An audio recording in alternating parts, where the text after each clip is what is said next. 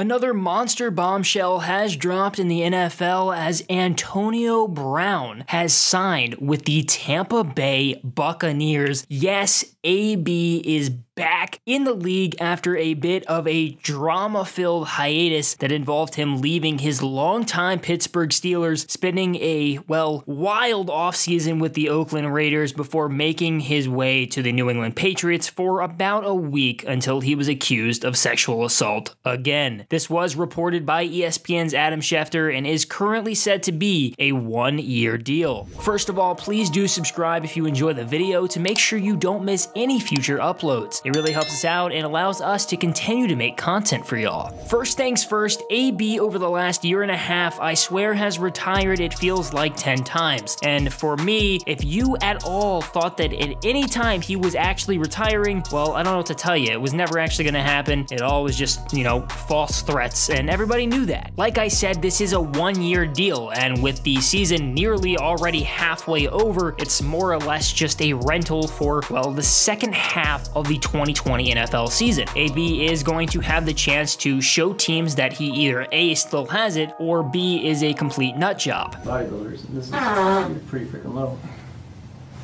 I gotta stay away.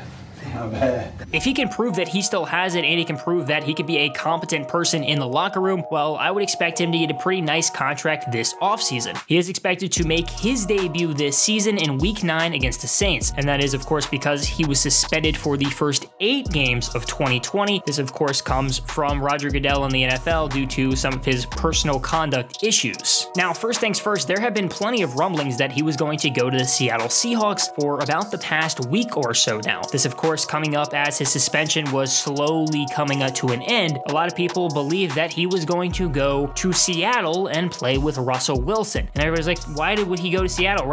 Seattle doesn't need any more weapons. They have DK Metcalf and Tyler Lockett. So instead, he came to the Buccaneers and joined Mike Evans and Chris Godwin. So despite a lot of talk about him going to the Seahawks, it sounds like one of the deciding factors in this news was, of course, Tom Brady. Now, we all know that Tom Brady is at least somewhat friends with AB. AB played a single game with the Patriots back in 2019 and even caught a touchdown pass from Tom Brady. At the time, AB actually stayed at Brady's house, and the two apparently became very close. Brady was reportedly upset when the Patriots decided to get rid of AB because of a lot of conduct issues that had come out recently and allegations. Brady, of course, has still kept in contact with AB, it sounds like, and now the two will reunite once again. Of course, AB came to New England after spending the offseason with the Oakland Raiders, who had previously traded for him. That was about a mess in itself if you remember the entire Frostbite fiasco and just how drama-filled it was with AB and John Gruden. He was traded to the Raiders, of course, from the Pittsburgh Steelers, where he wanted out of, where he had a very, very long, successful tenure. Brown has been a bit of a head case in the past, clearly. Some of the biggest issues that he has had have been on full display in the media and everywhere. It all started when he was in Pittsburgh and he threw furniture out of his apartment window and nearly hit a child. That was the beginning. He ended up getting a speeding ticket with going over 100 miles an hour. He was then accused of sexual assault by multiple women, and it was followed up by multiple other domestic incidents. Moving past the actual mental capabilities of Antonio Brown and his effect on a locker room, we need to dive in a little bit to his play though. Antonio Brown is one of the best wide receivers I have ever watched in my entire life. AB, even if he was to not play another snap in the NFL, would more than likely make it into the Hall of Fame with ease. Antonio Brown is a special talent that we have not seen a lot of. He is a 5-time All-Pro and was even a member of the NFL 2010s All-Decade team. We cannot forget just how dominant AB was when he was in Pittsburgh. Now that he is going to Tampa Bay, he joins a stacked Buccaneers wide receiver core with Mike Evans and Chris Godwin.